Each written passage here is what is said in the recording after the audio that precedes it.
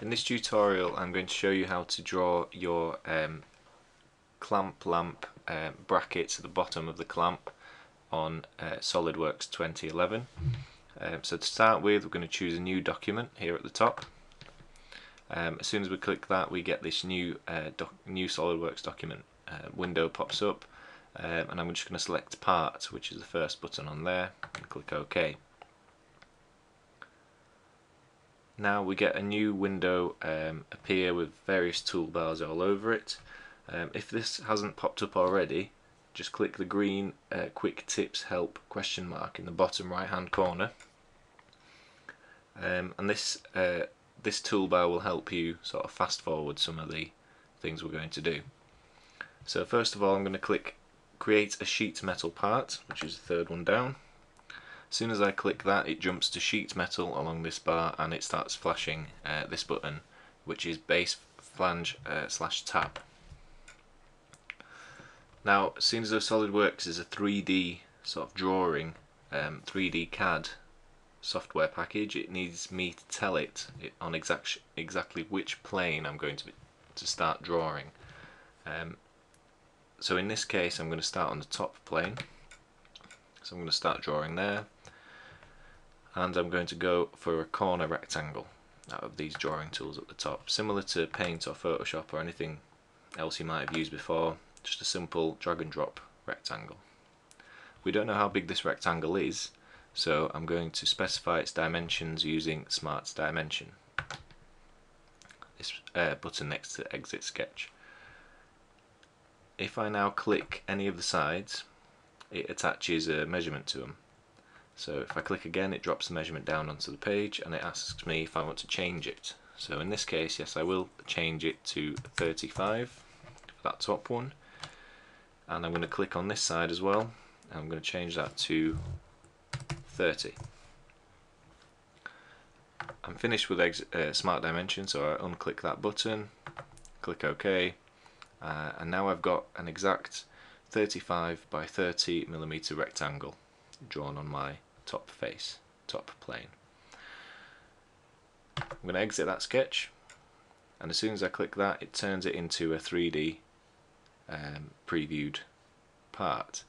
It's asking me now, what thickness do I want my part to be? Okay, so it can do any thickness.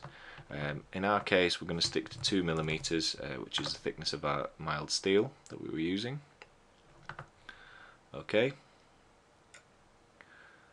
now I've got a nice little block there, and I'm ready to start adding all the extra features to turn it into this sort of C-shaped clamp that we use on the bottom of our GCSE lamp project.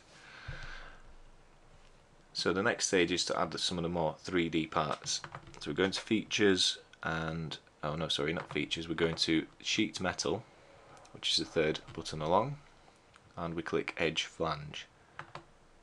Okay, now this adds an extra piece of material to whichever edge you like. I've just clicked the top edge there and pulled out this wire frame, this yellow preview part.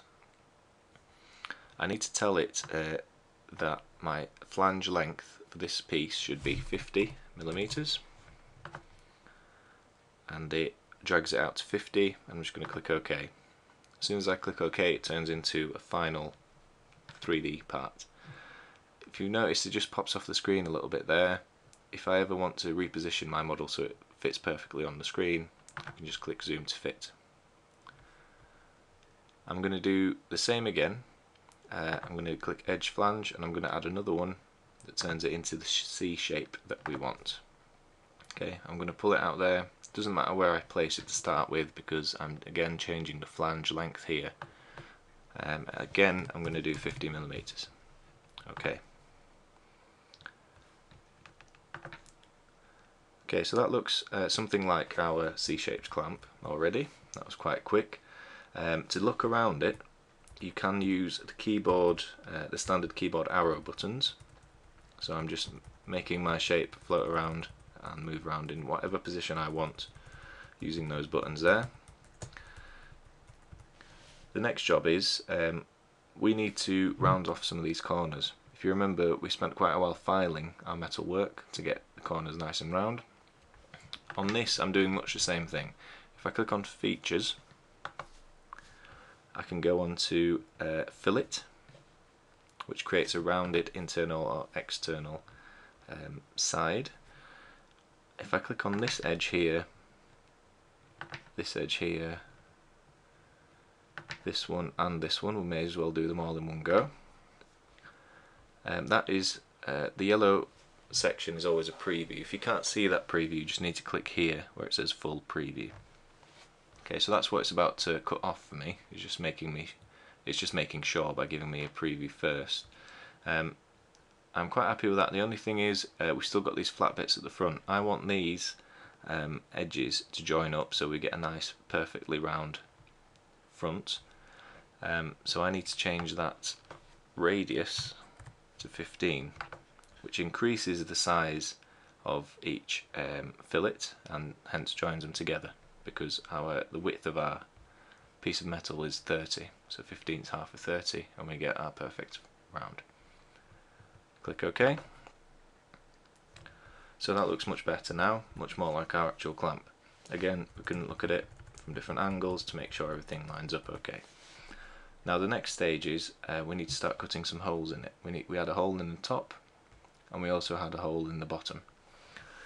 So on SolidWorks we create things like holes and cut out any other parts just by sketching the basic shape of it on wherever it is that we want, and then we cut out the material. So in this case I'm going to sketch right onto the top of my clamp.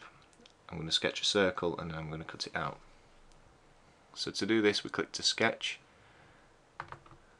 click sketch, the sketch button there.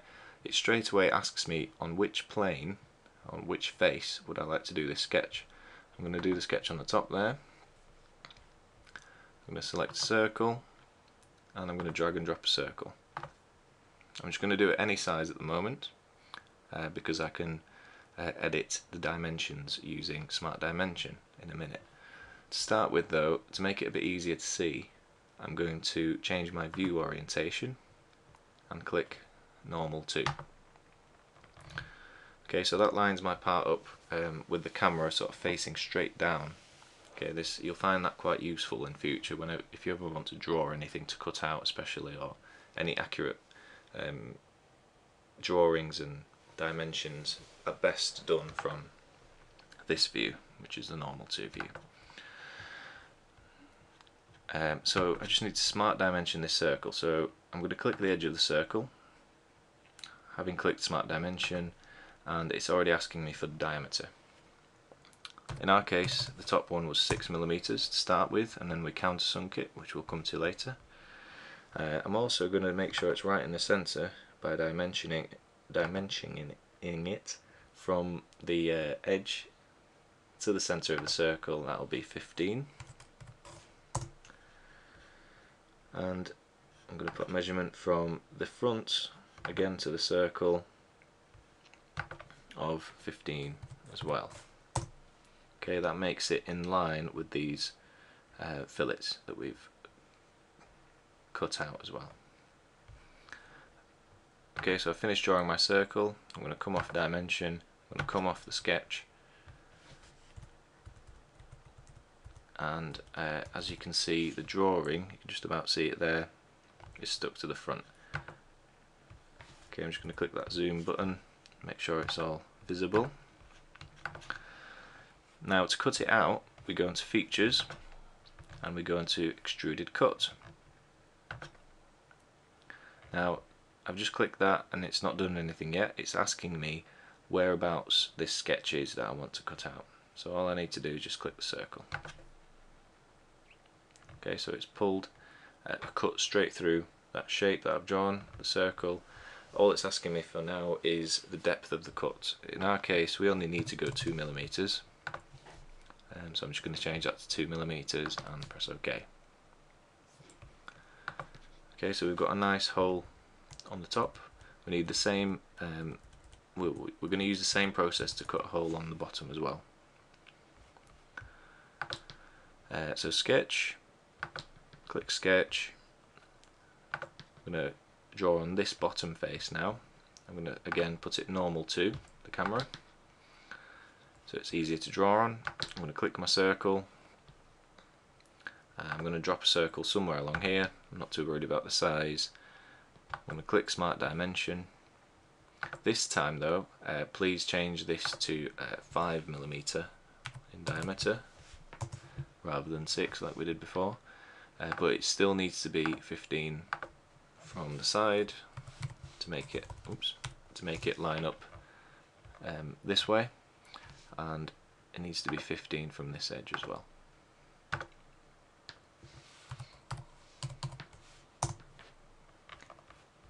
Okay, exit Smart Dimension. Just going to click OK there as well, and exit the sketch.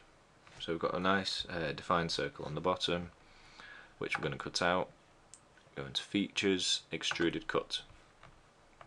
It's remembered that last time we cut something we used the 2mm depth of cut, which is fine, and just click OK there.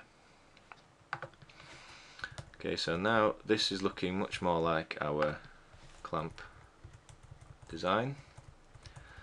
So the last thing I'm going to do is to cut out a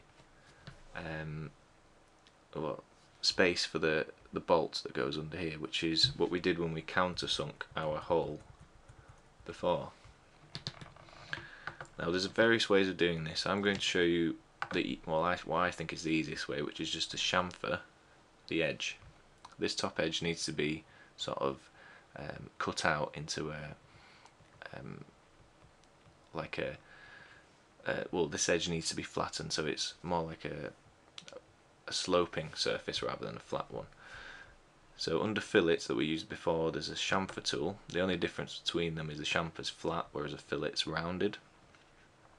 If I click on there, it comes out with quite a large preview to start with. That's because its standard distance is 10mm.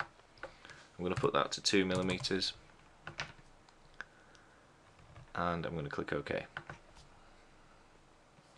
Okay, so that looks much more like our countersunk hole for the top.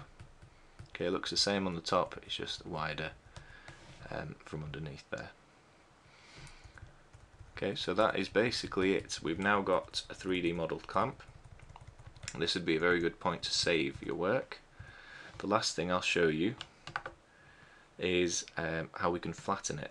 Now you'll find this useful in future for if you're making any parts that are going to be used, that you're going to use the laser cutter to cut out. So if you imagine for a second that this was, I was designing this to be cut out of acrylic, I could send this file to the laser cutter, but it wouldn't understand it because this is a 3D part, it's already bent. So I need to flatten it first. If I go into sheet metal, I can click this flatten button, and anything we've made under sheet metal, it flattens. Okay, I'm just going to click the zoom button to put it right in the middle again. I'm just going to spin it around so you can see it. So it looks a little bit like a lollipop stick. We've got a perfectly flat part now, and if you can see, it's still kept our bend lines, which are marked on by these dotted lines along here. Okay, to unflatten it, well, to put it back, we can just click flatten again, and we'll put it back into our 3D shape, finished shape. So that concludes this section. Please do save your work. Save them under network somewhere just by hitting the save button there.